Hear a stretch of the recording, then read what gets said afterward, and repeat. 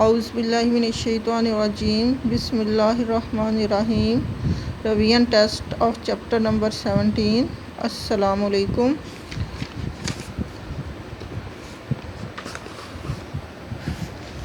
आज हम chapter number 17 का रिवीजन टेस्ट शुरू कर रहे हैं। सबसे पहले हम देखते हैं कि कोऑर्डिनेशन क्या होती है।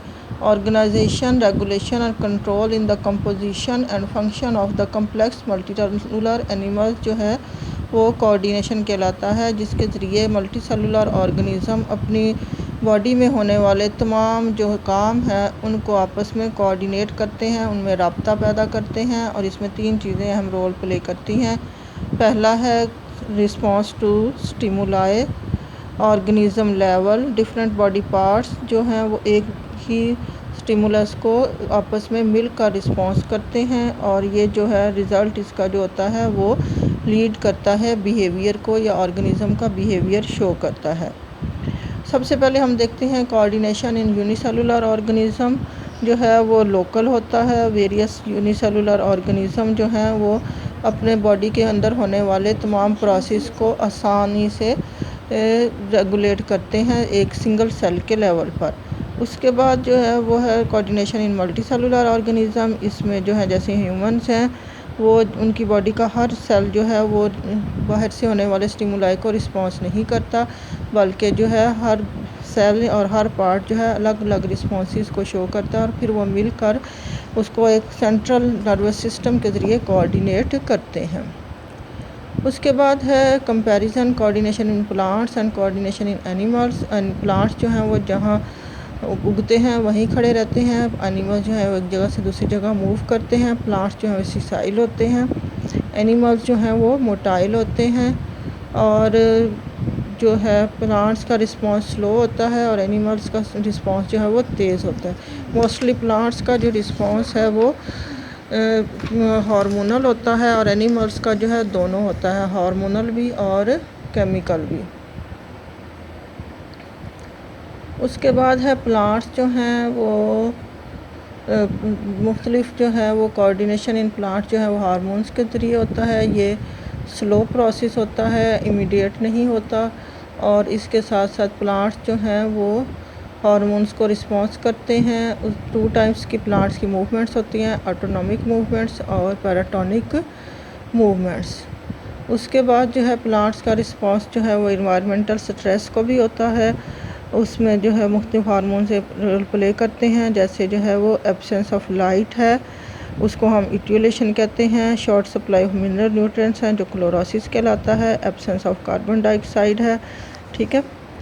उसके बाद जो है वो कोऑर्डिनेशन इन एनिमल्स आ जाता है। प्लांट हार्मोन्स के नाम है, उसमें जो है वो प्लांट हार्मोन्स जो हैं कुछ जो हैं वो इस स्टिमुलस को तेज़ करते हैं, और कुछ जो है इस स्टिमुलस को स्लो करते हैं।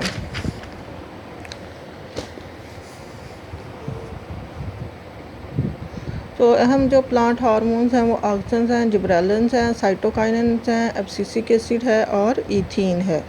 उसके बाद सिंथेटिक ऑक्सिन्स हैं और उनके यूजेस हैं। उसके बाद जिब्रेलिन्स हैं, जिब्रेलिन्स के फंक्शंस हैं।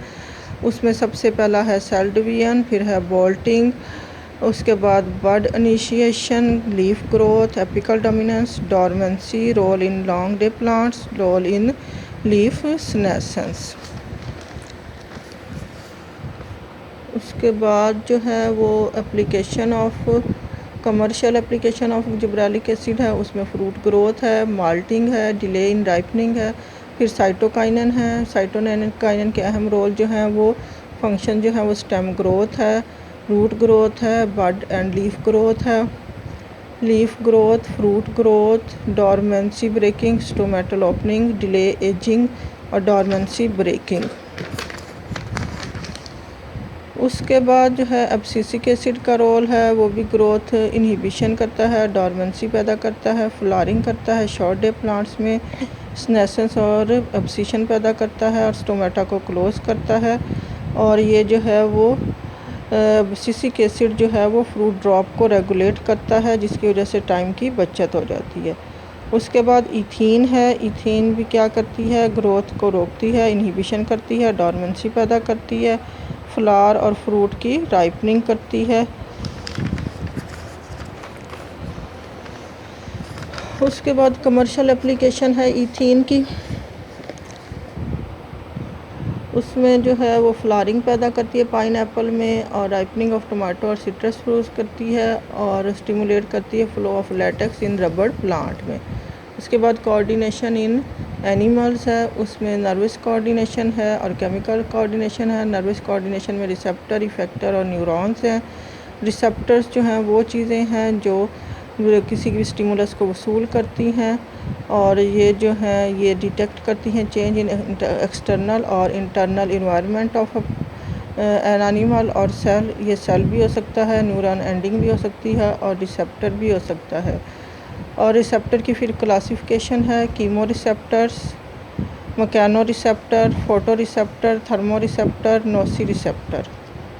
उसके बाद है मॉडलिटीज़ ऑफ सेंसेशन के how can we sense and differentiate between different senses. उसमें जो है वो इम्पल्सिस हैं, और जो सेंस जो है हर इम्पल्स जो है या हर नर्व एंडिंग्स जो है वो मुख्तलिफ़ चीज़ों को वसूल करती है।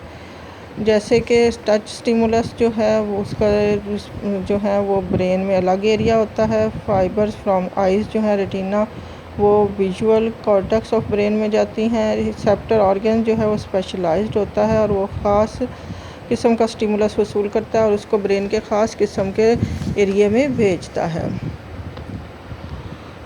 जैसे कि रिसेप्टर ऑफ स्टमक जो हैं वो अलग होते हैं, वो स्टमक में ही होंगे, और वो स्ट्रेच रिसेप्टर होते हैं। कैरोटिड और carotid areas of tetrapods blood pressure को वसूल करते हैं। और उसके बाद जो है वो आगे स्किन की डायग्राम है, और उसके बाद जो है आपके न्यूरॉन्स हैं। ये न्यूरॉन्स की शक्ल है तीनों की। 3 टाइप के न्यूरॉन्स होते हैं, ये आपको पता है, जब आपने पढ़ा था चैप्टर तो आपको बताया गया था।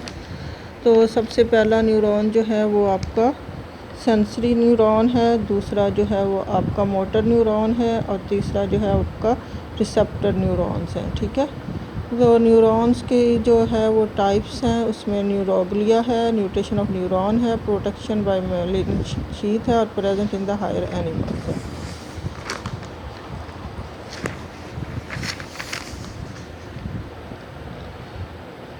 उसके बाद है आपका टाइप्स ऑफ न्यूरॉन्स। 3 टाइप्स के न्यूरॉन्स होते हैं, सेंसरी न्यूरॉन, मोटर न्यूरॉन और एसोसिएटिव न्यूरॉन्स। ठीक है, sensory neuron, motor neuron, associative neuron. Sensory neuron जो हैं वो 2 तरह के होते हैं, एक सिंगल ब्रांच्ड और दूसरे मल्टी ब्रांच्ड। उसके बाद जो है मोटर न्यूरॉन्स हैं, ये जो हैं वो इम्पल्सिस को सेंट्रल नर्वस सिस्टम तक ले जाते हैं, और इनके लॉन्ग एक्सोन होते हैं, और मैनी ग्रेन्यूल्स भी उसके अंदर प्रेजेंट होते हैं, और ब्रांच्ड डेंड्राइट्स होती हैं। फिर एसोसिएटिव या इंटरमीडिएट न्यूरॉन्स होते हैं जो कि ब्रेन के अंदर मौजूद होते हैं, और इसके अंदर जो है वो सेल बॉडी और फाइबर्स होती हैं। उसके बाद जो है वो मैच्योर न्यूरॉन जो है वो बाद में दोबारा से डिवाइड नहीं होता। ठीक है, उसके बाद जो है न्यूरॉन की डायग्राम है। ठीक है, ये आप देख सकते हैं, इसमें सेल बॉडी है, एक्सोन है, और उसके पीछे जो है वो डेंड्राइट्स हैं। उसके बाद इफ़ेक्टर्स हैं। इफ़ेक्टर्स वो हैं जो मैसेज को सेंट्रल नर्वस सिस्टम से बॉडी के ऑर्गन्स तक ले जाते हैं। ये मसल्स को कंट्रैक्ट करते हैं, और ग्लैंड्स जो हैं वो मुख्तलिफ़ किस्म की सेक्रीशन सेक्रीट करते हैं। और मोस्टली इफ़ेक्टर्स जो हैं वो मसल्स होते हैं या ग्लैंड्स होते हैं।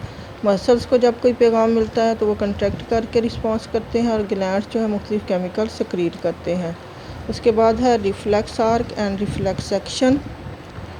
इसमें जो है वो आपकी मुख्तलिफ़ एग्जांपल्स हैं रिफ्लेक्स एक्शन के। पेन जब होती है तो आप अपना हाथ पीछे खींच लेते हैं, उसकी ये डायग्राम है। ठीक है, उसके बाद नर्व इम्पल्स है कि नर्व इम्पल्स क्या होती है। नर्व इम्पल्स जो है वो 2 तरह की होती है, एक रेस्टिंग नर्व इम्पल्स और एक जो है वो मूविंग नर्व इम्पल्स। ठीक है, उसकी कुछ कंडीशंस हैं, सोडियम आयन और पोटाशियम आयन्स की, और एक्टिव सोडियम पोटाशियम पंप्स।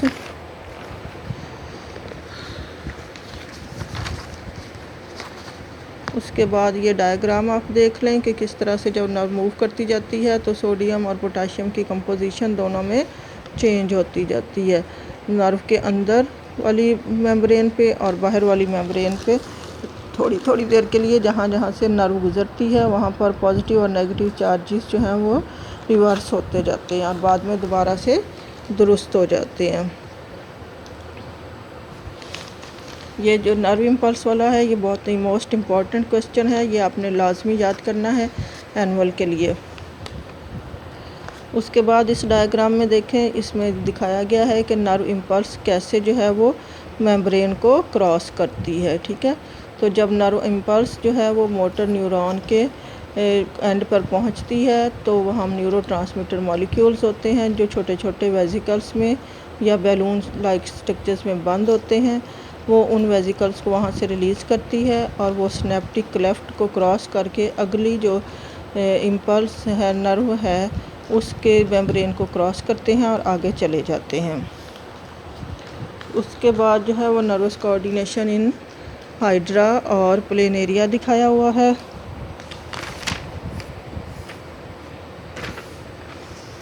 उसके बाद नर्वस सिस्टम का ये चार्ट है, ये चार्ट भी आपने याद कर लेना है अच्छी तरह से। ठीक है, उसके बाद सेंट्रल नर्वस सिस्टम है। सेंट्रल नर्वस सिस्टम के 3 हिस्से हैं, ब्रेन और सेंट्रल नर्वस सिस्टम और पेरिफेरल नर्वस सिस्टम। तो सेंट्रल नर्वस सिस्टम में जो है वो ब्रेन है आपका, क्रैनियम है और उसके बाद जो है वो वर्टिब्रल कॉलम है जिसके अंदर जो है वो सेंट्रल नर्वस सिस्टम की एक्सटेंशन पाई जाती है। उसके बाद ब्रेन के मुख्तलिफ हिस्से हैं, 4 ब्रेन है, 4 ब्रेन के आगे फिर 3 पार्ट्स हैं, थैलेमस, लिम्बिक सिस्टम और सेरिब्रम। उसके बाद थैलेमस है, लिम्बिक सिस्टम है और उसके बाद जो है वो आपका आ जाता है cerebrum, function of cerebral cortex.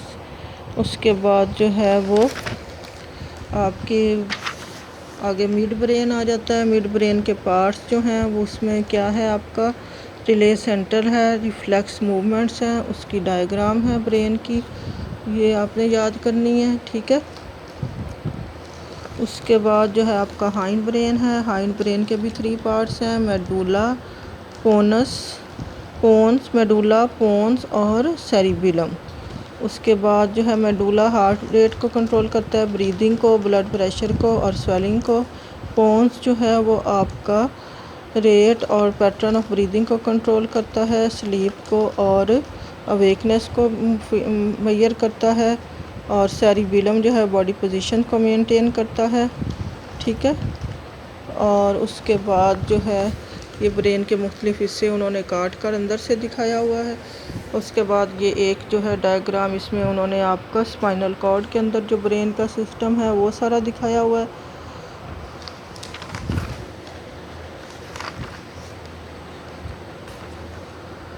उसके बाद आपका आ जाता है पेरिफेरल नर्वस सिस्टम।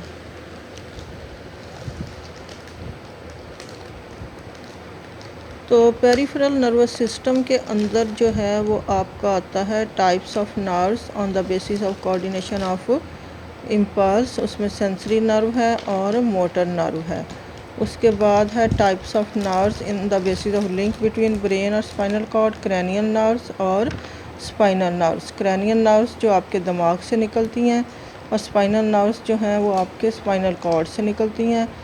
उसके बाद नर्वस सिस्टम जो है वो मोटर न्यूरॉन से जो बनते हैं। पेरिफेरल नर्वस सिस्टम, उसमें सोमैटिक नर्वस सिस्टम है और ऑटोनॉमिक नर्वस सिस्टम है।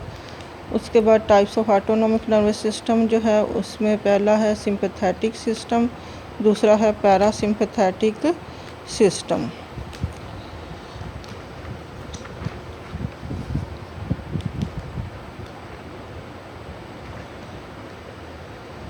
उसके बाद है नर्वस डिसऑर्डर्स, उसमें पहली है पार्किंसन डिजीज़।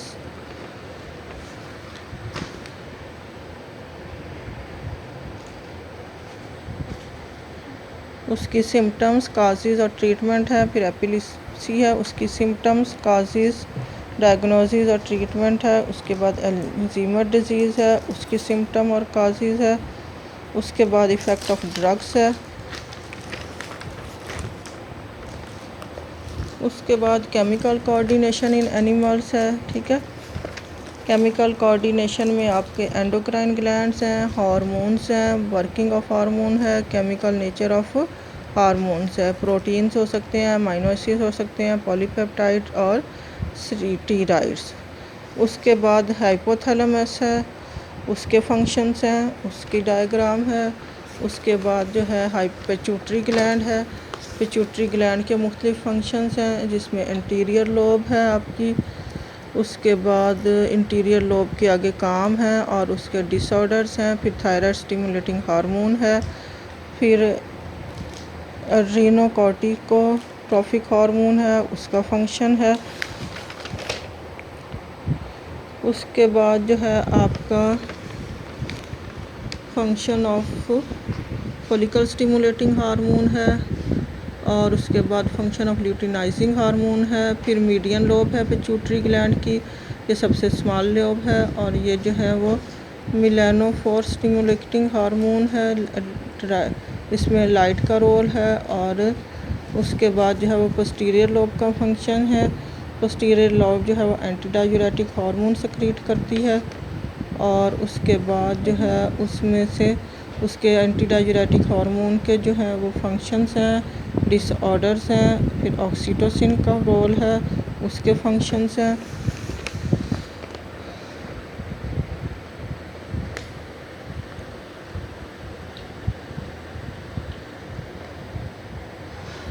फिर थायराइड ग्लैंड है, थायराइड ग्लैंड के हार्मोन्स हैं।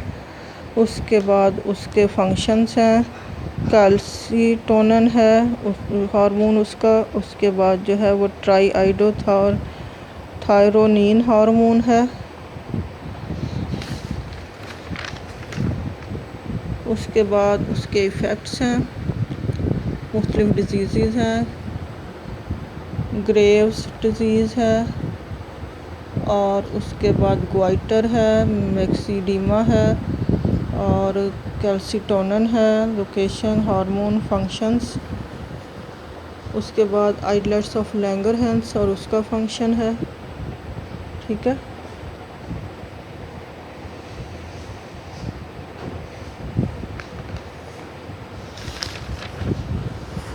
उसके बाद एड्रीनल और सुपर रीनल्स ग्लैंड्स हैं। ठीक है, उसके बाद आपके जो है वो मेडुलरी हार्मोन है, कॉर्टिकल हार्मोन है। उसके बाद एंटीडायूरेटिक हार्मोन है। ठीक है, और फिर उसके बाद आपका एल्डोस्टेरोन है, कॉर्टिकोस्टेरॉइन है।